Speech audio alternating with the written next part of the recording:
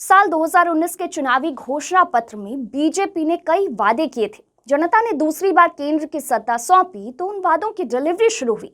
Triple तलाक के खिलाफ कानून, राम मंदिर, आर्टिकल 370 का खात्मा, नागरिकता संशोधन अधिनियम जैसे वादे 2019 के बाद पूरे किए गए।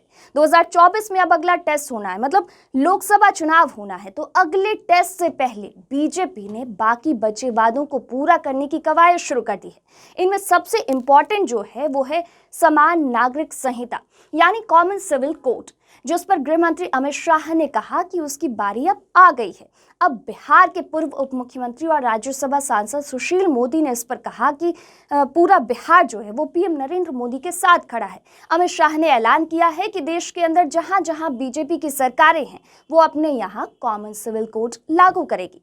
अब बिहार में इसको लेकर भाजपा और जेडीयू आमने सामने खड़ी है। दोनों ही पार्टियों के बीच तल्खी देखी जा रही है। बीजेपी जहां समान नागरिक संहिता कानून लागू करने के पक्ष में है, तो वहीं जेडीयू इससे पहले ही अस्वीकार रहा है। हालांकि पूर्व उप मुख्यमंत्री सुशील मोदी अपने इस बयान से पीछे भी हट रहे हैं और ये स्पष्ट कह रहे हैं कि उन्होंने बिहार में समान नागरिक संहिता लागू करने की बात कभी नहीं कही। सुशील मोदी ने कहा कि वीर कुंवर सिंह के विजयोत्सव पर अपने भाषण में उन्होंने केंद्रीय गृह मंत्री अमित शाह के इस वक्तव्य की चर्चा की थी कि भाजपा शासित राज्यों में समान नागरिक संहिता लागू की जाएगी। उन्होंने कहा कि अमित शाह ने राम मंदिर निर्माण की बाधाएं दूर करने और जम्मू कश्मीर में अनुच्छेद 370 को निष्प्रभावी करने जैसे निर्णयों के बाद भाजपा शासित राज्यों में समान नागरिक संहिता लागू करने को पार्टी का अगला कदम बताया था। साथ ही उत्तराखंड में पायलट प्रोजेक्ट के रूप में समान नागरिक संहिता लागू करने की बात कही थी।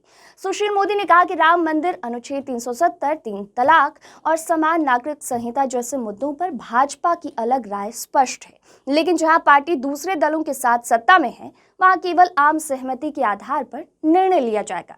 उन्होंने कहा कि बिहार में राष्ट्रीय जनतांत्रिक गठबंधन की सरकार इस प्रयोग का सफल उदाहरण है। अब भले ही सुशील मोदी अपने इस बयान से पीछे हट रहे हों, लेकिन बीजेपी और जेडीयू में इस मुद्दे को लेकर रार छिड़ गई है। दोनों ही पार्टियों के बीच इस मुद्दे को लेकर मतभेद सामने आ रहा है। बीजेपी के नेता जहां इसे लागू करने के पक्ष में है, तो वहीं जेडीयू का साफ कहना है कि नीतीश कुमार के रहते हुए ये कभी भी लागू नहीं हो सकता है।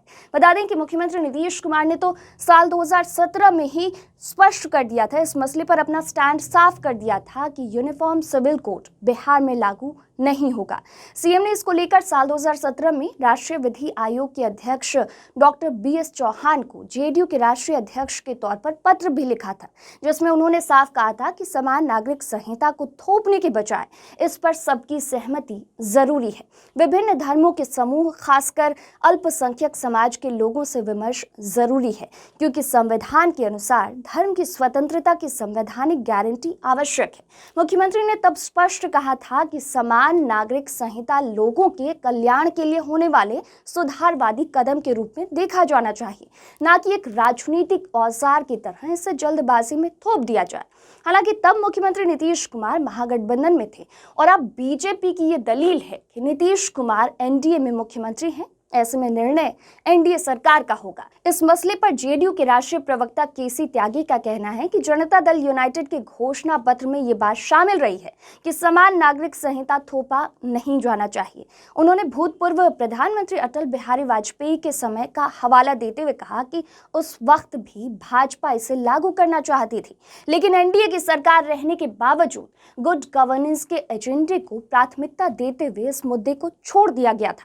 दूसरी ओर जेडीयू संसदीय बोर्ड के अध्यक्ष उपेंद्र कुशवाहा का तो साफ तौर पर कहना है कि समान नागरिक संहिता के लिए देश अभी तैयार नहीं है। जाहिर है केसी त्यागी और उपेंद्र कुशवाहा अलग अलग तरीके से एक ही बात कह रहे हैं, यानी जेडीयू की ओर से कॉमन सिविल कोड के मुद्दे पर भाजपा के साथ सहमति बिल्कुल भी नहीं है।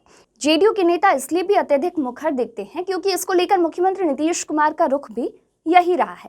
वहीं भाजपा विधायक और बिहार सरकार के पथ निर्माण मंत्री नितिन नवीन ने कहा कि समान नागरिक संहिता को लेकर हम समय पर जनता के बीच जाएंगे और फैसला होगा। जेडीयू द्वारा समान नागरिक संहिता का विरोध किए जाने पर उन्होंने कहा कि दो दल होते हैं तो विचारधारा भी अलग होती है।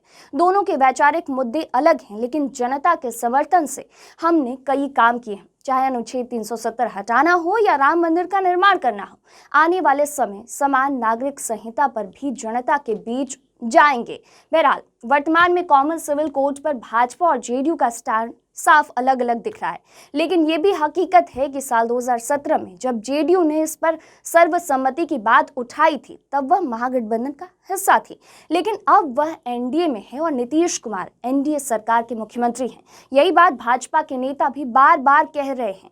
ऐसे में सवाल ये भी है कि क्या नीतीश कुमार वही 5 साल पुराना वाला स्टैंड लेंगे या फिर इसमें कोई बदलाव होने की संभावना है। तो वीडियो में फिलहाल के लिए इतना ही। और भी खबरों के लिए इनसाइडर लाइव को सब्सक्राइब कर लें। ये वीडियो अगर आप फेसबुक पर देख रहे हैं तो हमारे फेसबुक पेज को लाइक फॉलो करके वीडियो को शेयर ज़रूर करें।